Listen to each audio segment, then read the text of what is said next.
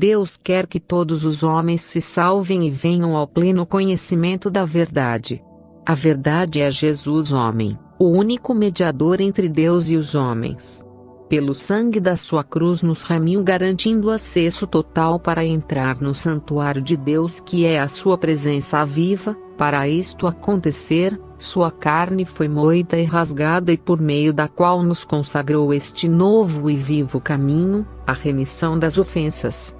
Maldito todo aquele que for pendurado no madeiro. Então, querer Deus quer, chamar Deus chama. Deus quer tanto nos eleger nele mesmo que desejou que fossem santos, fiéis e irrepreensíveis em Cristo. Efésios 1:4. Deus chama a todos pelo Filho. Quem neste planeta nunca ouviu falar de Jesus? Olhemos para os anos em ordem cronológica antes e depois de Cristo. A mensagem do Evangelho é esta: a mensagem de redenção, este é o chamado. A filiação é a de Cristo. Por Jesus Cristo que era unigênito, agora por ele fomos adotados por Deus Pai em amor, graça e verdade. Jesus fez-se nosso irmão em carne e sangue, sendo que ele é o Criador de todas as coisas e por ele tudo subsiste. Jesus ressurgiu dentre os mortos, pois a morte não poderia detê-lo, visto que não se encontrou corrupção em sua boca. A morte era o são juízo de Deus, e sabendo que era impossível que Deus mentisse, Jesus expôs a sua vitória pela verdade de quem ele era, puro, santificado, nascido de Deus. Por isso triunfou sobre a carne, o pecado e a morte. Jesus, ao entregar seu espírito ao Pai, morreu. E por que morreu? Para revelar que Deus, o Pai, tem sentimentos e que é justo. Foi necessário a morte, ela tinha de ser abolida e Jesus a venceu. Cristo é o juiz tanto de vivos quanto de mortos, pois para ele todos vivem. E como prova disso, Jesus homem, agora ressurreto dentre os mortos foi declarado por Deus seu Filho em poder. Foi ressurreto pelo Espírito de Santidade, o Espírito de Deus. Pois bem, a eleição é em Cristo uma garantia para os fiéis que hão de herdar a salvação. E isto é possível pela pregação da fé. Deus em Cristo nos adotou com o fim de sermos sua imagem, fiéis, justos e santos. Em outras palavras, Deus em Cristo nos elegeu para sermos predestinados, chamados, justificados e glorificados, isto é, nós como primícias convergido nele, na dispensação da plenitude dos tempos, isto é, a restauração de todas as coisas, de que Deus falou por boca dos seus santos profetas desde a antiguidade. Segundo este mistério conquistado por Cristo Jesus de convergir nele mesmo todas as coisas, tanto as do céu como as da terra. No princípio, antes dos tempos eternos, em Cristo fomos escolhidos. O problema existe quando deslocamos Jesus do princípio. Quando fala-se em decreto, logo inferimos propósito. O propósito é um só, de Cristo, por Cristo, em Cristo e para Cristo. Não existe eleição senão em Cristo. Em Cristo Jesus somos transformados. Deus chama o homem ímpio pelo Evangelho do Filho do seu amor, nos confirma por Cristo mediante sua promessa, que é o propósito da eleição, e pelo Espírito Santo nos torna participantes de sua natureza santa conformando-nos à sua imagem, a imagem de Cristo. Lembrando dos incentivos escritos nas cartas apostólicas. Sede firmes e constantes. Novidade de vida para a prática de boas obras, zelosos, santos, puros, íntegros, irrepreensíveis e piedosos. Guarda o que tens. O coração purificado de má consciência, a fé no Filho de Deus, Jesus, tesouro no vaso de barro, o qual somos nós. Guarde o bom depósito, o Espírito Santo. Guardemos firme a nossa confissão sem vacilar. A perseverança, a retidão, a confiança em Cristo. Guarde no teu coração a Escritura, Salmos 119:11. Guardei no coração a tua palavra para não pecar contra ti. Jesus é fiel. Está seguro. Está completo. Está consumado. Então, cristão perde a salvação? Não haja em alguns de vós coração infiel, desobediente, mau, incrédulo. Temamos, pois, que, porventura, deixada a promessa de entrar no seu repouso, pareça que algum de vós fica para trás. Porque também a nós foram pregadas as boas novas, como a eles, mas a palavra da pregação nada lhes aproveitou, porquanto não estava misturada com a fé naqueles que a ouviram. Hebreus 4:1-2. Olha só o que a Escritura está falando: temamos, temamos, temamos. É possível um crente perder a salvação? Todo o que o Pai me dá virá a mim, e o que vem a mim de maneira nenhuma eu lançarei fora. Porque eu desci do céu, não para fazer a minha vontade, mas a vontade daquele que me enviou.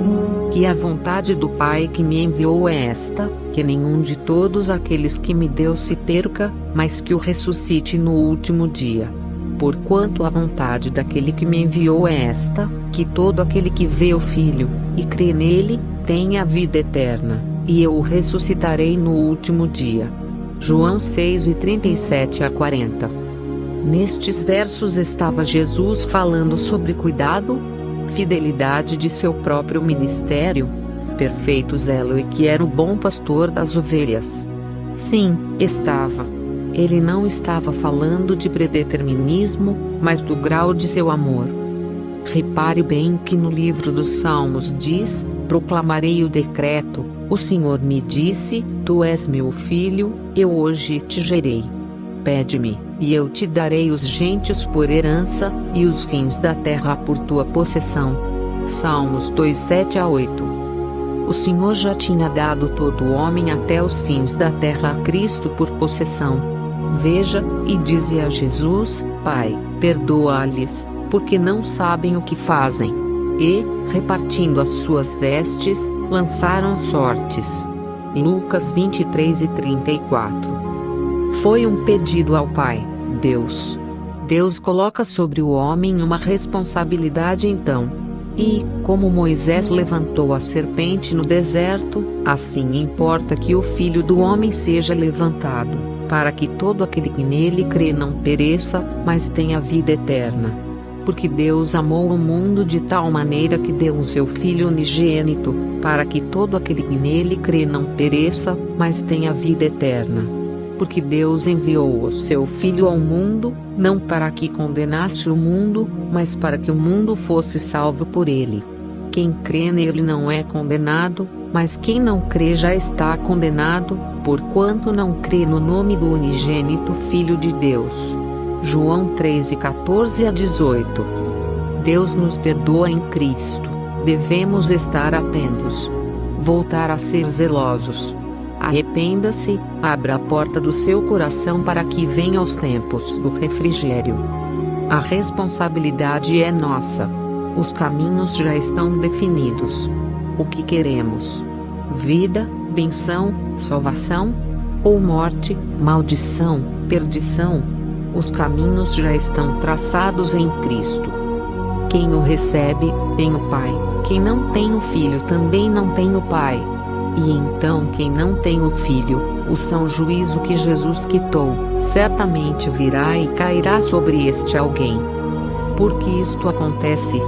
Porque para os que não creem, Jesus Cristo ainda é unigênito de Deus, ainda não foram feitos filhos por Jesus Cristo, permanecem na transgressão de Adão. O pecado e a morte dominam sobre ímpios. O apóstolo Paulo disse: examinai-vos a vós mesmos, se permaneceis na fé, provai-vos a vós mesmos. Ou não sabeis quanto a vós mesmos, que Jesus Cristo está em vós? Se não é que já estáis reprovados. 2 Coríntios 13:5. Resta, irmãos meus, que vos regozijeis no Senhor. Não me aborreço de escrever-vos as mesmas coisas, e é segurança para vós. Filipenses 3:1. Tem que perseverar na doutrina. todo aquele que prevarica, e não persevera na doutrina de Cristo, não tem a Deus. Quem persevera na doutrina de Cristo, esse tem tanto ao Pai como ao Filho. 2 João 1,9. E não sede conformados com este mundo, não andem no mesmo padrão deste mundo, mas sede transformados pela renovação do vosso entendimento, para que experimenteis qual seja a boa, agradável e perfeita vontade de Deus. Romanos 12:2. Portanto, os que estão na carne não podem agradar a Deus. Vós, porém, não estáis na carne, mas no Espírito, se é que o Espírito de Deus habita em vós. Mas, se alguém não tem o Espírito de Cristo, esse tal não é dele.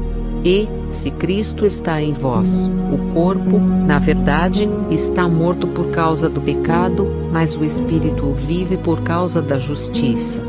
Romanos 8:8-10. O verbo estar na carne, fala de cristãos ainda não convertidos. Os que estão na carne não podem agradar a Deus. O advérbio de dúvida, se, indica a possibilidade. Mas, se alguém não tem o Espírito de Cristo. O mesmo Davi no livro dos Salmos disse: não me lances fora da tua presença, e não retires de mim o teu Espírito Santo. Salmos 51:11. Sabe o que significa? É um exemplo para nós. Devemos ser fiéis ao que nos chamou. Neste último tempo, Deus nos chamou pelo Filho. Este é o Evangelho.